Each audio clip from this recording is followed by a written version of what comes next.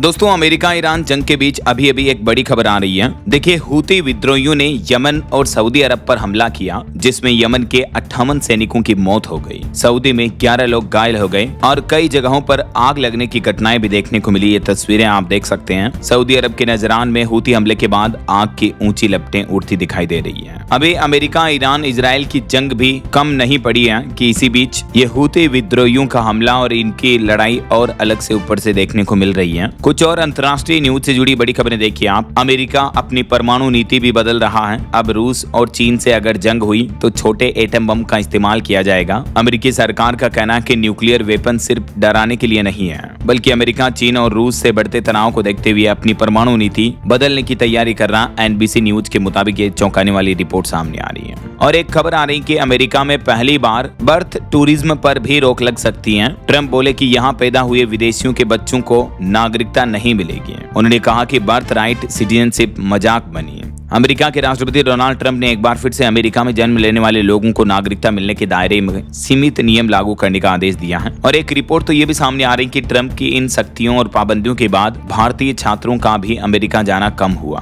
65 सालों में पहली बार अप्रवासियों में भारतीयों की संख्या घटी है अमेरिका में, जबकि पाकिस्तान बांग्लादेश के छात्रों को ज्यादा वीजा मिल रहा है। यानी अमेरिका में पढ़ाई का सपना देखने वाले भारतीय छात्रों के लिए अब राह पहले जैसी आसान नहीं रही है, क्योंकि ट्रंप सरकार की सख्त इमिग्रेशन पॉलिसी के बीच पिछले साल 2025 में भी कई भारतीयों ने पढ़ाई छोड़ी है अमेरिका से। ऐसा और एक बड़ी घटना देखिए, आज थाईलैंड में एक 9वीं क्लास के छात्र ने स्कूल में फायरिंग कर दी, जबकि वो छात्र पहले ही घर पर अपने दादा दादी की हत्या करके आया था बंदूक से, और फिर स्कूल में भी आकर 6 लोगों को मार दिया। मामला है थाईलैंड की राजधानी बैंकॉक के पास एक हाई स्कूल का। 9वीं कक्षा के छात्र ने अंधाधुंध फायरिंग कर दी, जिसमें 3 टीचर और 3 छात्रों समेत 6 लोगों की मौत हो गई। देखिए, आजकल के छोटे छोटे बच्चों को किस तरह के हिंसक कृत्य करने पर कैसे आखिर बच्चों को ये हौसला मिलता, जरा सोचिए आप। वहीं रूस यूक्रेन जंग के बीच भी एक बड़ी खबर आ रही कि रूस में मौत के मुआवजे के लिए शादी कर रही है महिलाएं। घायल हुए सैनिकों से मेरी जानी शादी के मामले बढ़े हैं और इस मामलों में अस्पताल और सेना पर भी मिलीभगत के आरोप लगे हैं। जी हाँ, रूस यूक्रेन युद्ध के बीच रूस में अब ये नया घोटाला सामने आ रहा। CNN की रिपोर्ट के मुताबिक, क्योंकि रशियन गवर्नमेंट क्या कि मरने के बाद शादीशुदा लोगों में पत्नी को मुआवजा वगैरह देती है, तो इसी मुआवजे के चलते जो जंग में सैनिक घायल हो रहे हैं उनसे महिलाएं शादी कर रही ताकि उनके मरने के तुरंत बाद उनको मुआवजा मिल जाए। ऐसा और वहीं खबर है, अमेरिका के राष्ट्रपति ट्रंप की सुरक्षा में भी एक बड़ा चूक देखने को मिली। हेलीकॉप्टर के पास उड़ी कॉमर्शियल फ्लाइट, अब FAA ने जांच शुरू की। बाकी पिछले 24 घंटों के दौरान अमेरिका, ईरान, इजराइल, हूती समेत जंग के क्या बड़े अपडेट्स देखने को मिले। देखिए आप, रिपोर्ट आ रही कि अमेरिका और ईरान के बीच होर्मुज डील जल्दी हो सकती है। ट्रंप बोले कि ईरान खुद बातचीत करना चाहता, हालांकि ईरान ने ट्रंप के इस बयान को डिनाई कर दिया है। वहीं होर्मुज में अभी बाब अल मंदेब में जहाजों की आवाजाही घटी है और रिपोर्ट आ रही कि अगर होर्मुज रूट में टोल टैक्स लगा तो दुनिया भर में महंगाई बढ़ जाएगी। लेबनान में 2